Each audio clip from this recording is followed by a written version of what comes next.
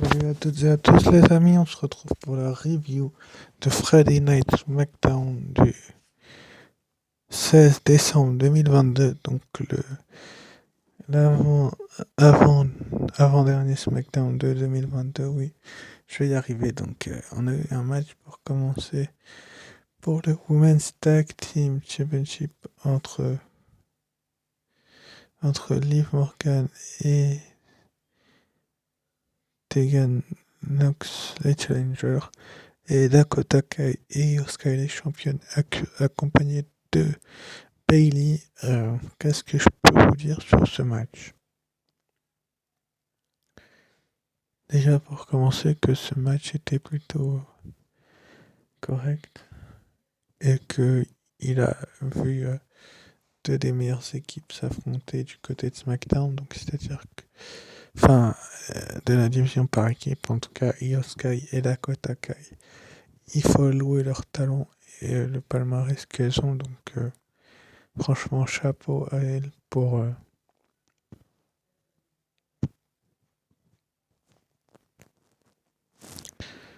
tout simplement être,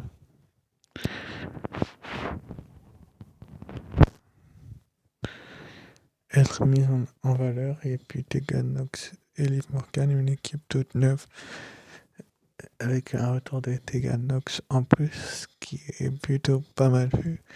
Enfin, c'est bien vu, quoi, que ce soit le cas.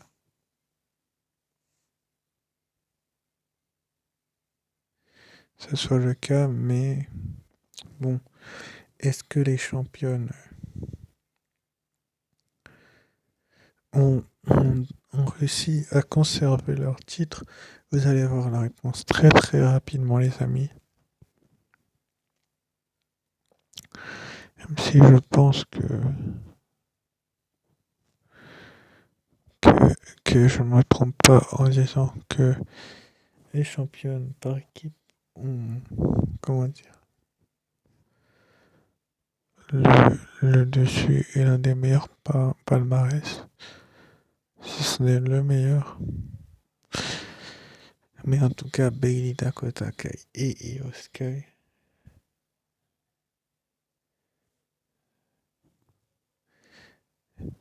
ont pas démérité et les championnes ont conservé leur titre, comme vous avez vu l'image passer. Donc ensuite, après, on a eu un new look pour Sami Zayn. Donc Sami Zayn qui avait un nouveau look que, que comme lui avait demandé Jey Uso la semaine dernière, pour, je crois qu'il devait être introduit officiellement dans la Bloodline. Donc ils n'ont pas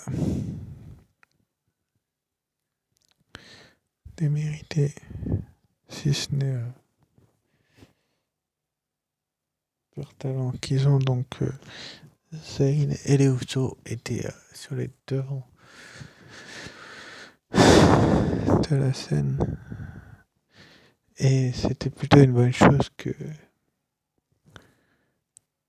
Sami Zayn soit mis en avant comme ça avec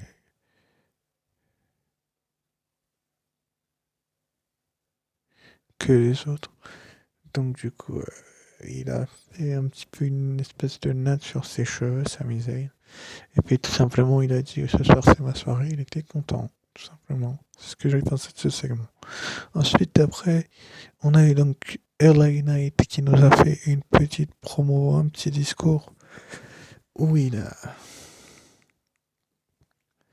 où il s'est adressé tout simplement à Bray Wyatt, mais finalement on s'est rendu compte que c'était pas Bray Wyatt qui l'attaquait les dernières semaines, donc c'est plutôt cool qu'on s'en aperçoive que maintenant que c'est pas Bray Wyatt qui l'attaque. Mais franchement, je trouve personnellement, c'est que mon avis, vous avez le droit de pas être d'accord avec moi, qu'on tourne en rond avec ce segment. Franchement, je trouve ça abusif et abusé que le segment tourne en rond. C'est-à-dire qu'on a un LA Knight qui est, comme souvent, bah, il est sur les devants de la scène. Et Et c'est un petit peu de Bray Wyatt, mais il faut savoir que c'est toi et les Knight qui a commencé à provoquer Bray Wyatt en lui mettant deux claques, donc faut pas dire que c'est les autres alors que c'est toi, franchement, c'est plutôt une bonne chose que LA Knight finalement attaque Wyatt, car ensuite après, on a eu donc l'apparition sur le titre de l'oncle Audi. Donc oncle Audi, c'est tout simplement comment on peut dire ça, le garde du corps, enfin c'est le monsieur qu'on voyait sur les vidéos d'écran géant de Bray Wyatt, tout simplement. Donc oncle Audi est apparu et nous a tout simplement dit que il faisait partie des meilleurs. Donc oncle Audi était content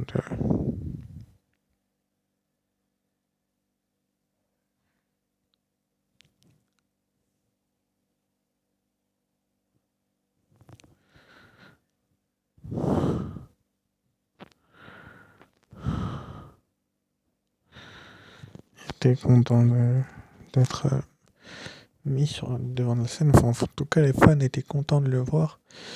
Mais qui est oncle Audi? Je pense que c'est Bo Dallas, tout simplement. Si vous voulez mon point de vue, ce segment était plutôt avancé finalement grâce à oncle Audi. Je suis content. Ensuite, après, donc, on a eu l'arrivée dans la salle du champion indisputé Roman Reigns, qui était accompagné de Solo Sikoa et de Paul Heyman.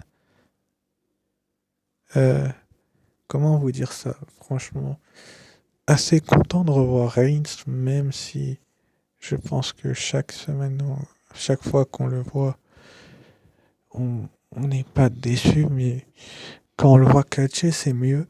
Là, c'est la première fois qu'on le voit depuis le Survivor Series Wargames, donc le dernier pay-per-view en date, et puis après, il n'était plus apparu. Là, il va être là pendant 3 SmackDown de suite, donc les 3 derniers de l'année. Et puis, je pense que pour débuter 2023, il sera présent forcément. Vu que ça va être la road vers le Royal Rumble, il va sans doute défendre ses 2 titres face à Kevin Owens. Mais en tout cas, j'étais content qu'il soit là, Roman Reigns. Parce que franchement, quand il est là, la foule réagit tout de suite. Quand il est absent, il y a un petit peu moins d'ambiance. Ensuite, après, donc, on s'est rendu compte que c'était Xia Ali, tout simplement, qui avait coûté les titres par équipe à, à Tegan Nox et Liv Morgan, tout simplement, en intervenant dans leur match de championnat. Est-ce que Xia Ali va rejoindre Damage Control? C'est pas impossible, étant donné que ils n'avaient pas vraiment de plan pour elle, ou alors une nouvelle faute pour Tegan Nox et Liv Morgan avec Xia Ali. Et peut-être une partenaire qui vont ramener un petit peu plus tard, on ne sait pas trop. Mais en tout cas, c'est une excellente chose que la WWE nous mette Xia Ali en avant. Même si je pense, les amis, que c'est décevant. Ensuite, après, donc, on a eu le match pour le titre intercontinental. Donc, c'était le vainqueur de la Coupe du Monde, Ricochet, face au champion titre, donc Gunther. Donc, Gunther, qui avec son Last Symphony, c'est son nouveau finisher, apparemment, c'est une espèce de running power slam, un petit peu à la Braun Strowman, est parvenu finalement à remporter la victoire et donc conserver son titre. Il en a un petit peu marre du règne de Gunther, je vous dis la vérité, mais en même temps, c'est un champion compétitif, c'est un champion qui domine depuis qu'il est arrivé à la WWE, donc c'est plutôt une bonne chose que qu'il soit présent chaque semaine et qu'il montre tout simplement l'étendue de son talent et qu'il prouve à Ricochet tout simplement que Ricochet n'a pas son niveau. Donc le fait que Gunther ait gardé son titre n'est pas une mauvaise chose, mais il va falloir à un moment donné le propulser un peu plus haut sur la carte, c'est-à-dire le mettre vers le champion, donc Roman Reigns, pour ce qui est de la titre universel. Le mettre en avant du côté du Royal Rumble, ce serait vraiment cool. Mais bon, c'est une bonne chose qu'il ait gardé son titre. Et puis après le match, Imperium a donc voulu attaquer Ricochet. Mais finalement, Braun Strowman l'a sauvé. Il est arrivé en courant. Puis Imperium a préféré prendre la fuite. Euh, Comment je peux m'expliquer? C'est une bonne idée de mettre Braun Strowman face à Gunther dans les, dans les prochaines semaines, mais est-ce que c'est vraiment le mec à faire perdre face à Gunther, Braun Strowman? Je ne sais pas trop. Bref, ensuite après, donc on a eu la Bloodline qui nous a fait un petit segment où ils ont tout simplement convoqué Adam Pearce et ils ont donc demandé un match par équipe, donc Roman Reigns et Sami Zayn. C'est Paul Heyman qui a suggéré ce match-là contre Kevin Owens et le partenaire de son choix, Adam Pearce, dans un premier temps dit Royal Rumble, mais Paul Heyman a dit non. Non, c'est Roman Reigns, il a dit non à SmackDown dans 2 semaines. Donc, qui sera le partenaire de Kevin Owens? Vous allez le savoir très rapidement, les amis. Mais en tout cas, c'est une bonne chose que Kevin Owens ait été présent par rapport au fait que... Comment je peux expliquer ça, les gens? Comment je peux expliquer ça? Le fait que Kevin Owens soit présent est plutôt une bonne chose par rapport au fait que...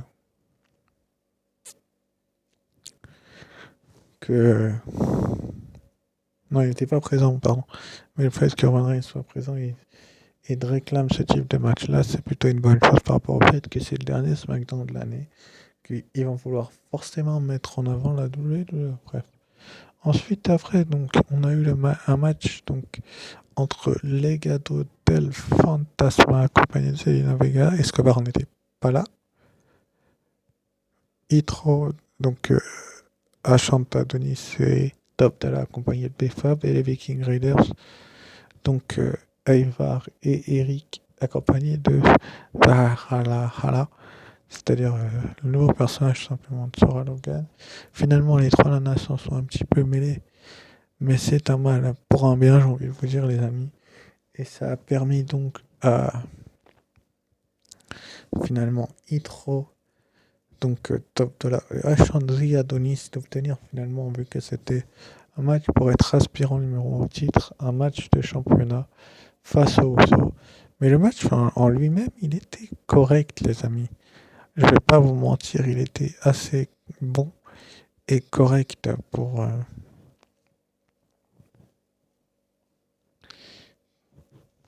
si vous voulez mon avis.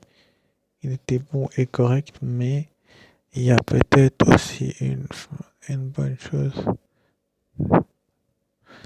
à faire avec Hitro. Donc, est-ce qu'ils ont été détruits Est-ce que c'était une destruction ce match-là? Je ne sais pas du tout. Mais en tout cas, les Hitro, comme vous pouvez le voir sur cette image, avec un dive un petit peu botché de Top Dollar, sont finalement parvenus à repartir victorieux, si vous voyez ce que je veux dire. C'est-à-dire qu'ils ont tout simplement eu une victoire. Non, un dive à l'extérieur de Top Dollar, c'est pour ça qu'il a mal au genou, mais avec leur finisher, tout simplement, ils sont parvenus à battre Legado del Fantasma et les Viking Raiders et sécuriser ce match de championnat. La présence de PFAB dans le coin, bah, c'est plutôt une bonne chose en fait. Et le fait que ce soit un triple menace, même s'il nous a été annoncé la semaine dernière, bah, il a été bon. Et on voit que Hitro Triple H n'a pas totalement abandonné le projet, mais ils savent en fait ce qu'ils font. Ils savent très bien ce qu'ils font et la Dolores sait ce qu'elle fait. Et Ashanta Denis et Top Dollar seront certainement dans le Royal Rumble match. Enfin, un Triple H les a pas fait revenir en 2022, pour les faire repartir en 2023. Enfin, ça paraît logique en fait, mais que BFAB s'en mêle, c'est plutôt une bonne chose. Donc, on va bien voir ce que la WWE fera. Ensuite, après, donc, on a eu la promo, la fameuse promo de Roman Reigns pour tout simplement la semaine prochaine. Et puis, donc, il introduisait Sami Zayn dans la Bloodline. Il a dit ce soir, il s'agissait de Sami Zayn Mais finalement, il y a tout simplement un mec, on a un problème, son nom, Kevin Owens. Donc il est tout de suite venu à Kevin Owens, mais il a dit moi et Sami Zayn, on va régler ce problème. Kevin Owens est le partenaire de son choix, on va leur botter derrière, on va leur montrer c'est qui dirige ici. Puis il a fait un câlin à Sami Zayn. Et c'était plutôt une bonne chose en fait que Roman Reigns fasse ce discours-là, même si la WWE sait très bien ce qu'elle fait. Bah là, tout simplement le fait qu'il fasse ce discours-là, bah,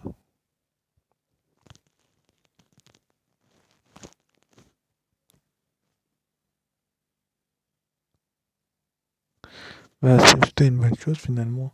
On a donc eu une apparition de John Cena sur l'écran géant. John Cena qui est apparu sur l'écran géant et qui nous a donc dit euh, qu'il a reçu un texto de Kevin Owens. Est-ce que tu veux être mon partenaire? Et John Cena a accepté, donc ce sera John Cena et Kevin Owens face à Roman Reigns et Sami Zayn dans de cela 2 semaines euh, au, au SmackDown du 30 décembre, donc le prochain SmackDown qui sera en live, et que le dernier était préenregistré. Et c'est tout ce que j'ai à dire sur ce Discord Cena, la promo était plutôt bonne. Donc pour la semaine prochaine, donc le match a déjà été enregistré, mais je vous ferai sans doute quand même une review, je vais pas vous faire des spoilers à chaque fois. Parce qu'après vous plaignez, on aura un match pour les titres par équipe undisputed.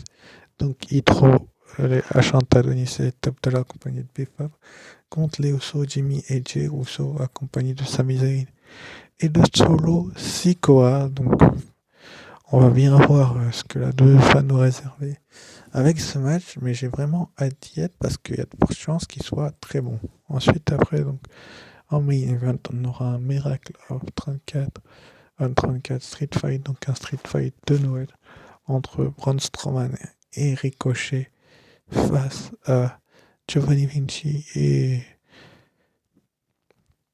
et son partenaire, Fabian Eichner, mais il a un autre nom, à la WWE, enfin dans le roster principal en tout cas, et qui seront accompagnés de Gunther. On va bien voir ce que ce match-là va donner également, et donc on aura un match un Gauntlet match, et la gagnante aura un match pour le championnat féminin de SmackDown face à Ronda Rousey. Donc ce sera Emma contre Raquel Rodriguez, contre Tegan Nox, contre Liv Morgan, Sonya Deville, contre celle que vous avez vue dans les coulisses, Xia Li. Et je ne vous spoil pas la gagnante, mais bon, je pense que vous le savez tous, qu'elle est en rivalité actuellement avec la championne, donc je vais un petit peu vous le divulguer, je pense que... Non, je vais pas vous le divulguer, sinon ça spoilera la review.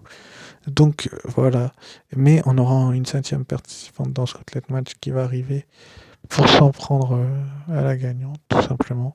Mais c'est plutôt une bonne chose en fait qu'on ait ces 3 matchs-là d'annoncer pour la semaine prochaine. Et pour moi, j'ai trouvé que c'était un très très bon, excellent SmackDown.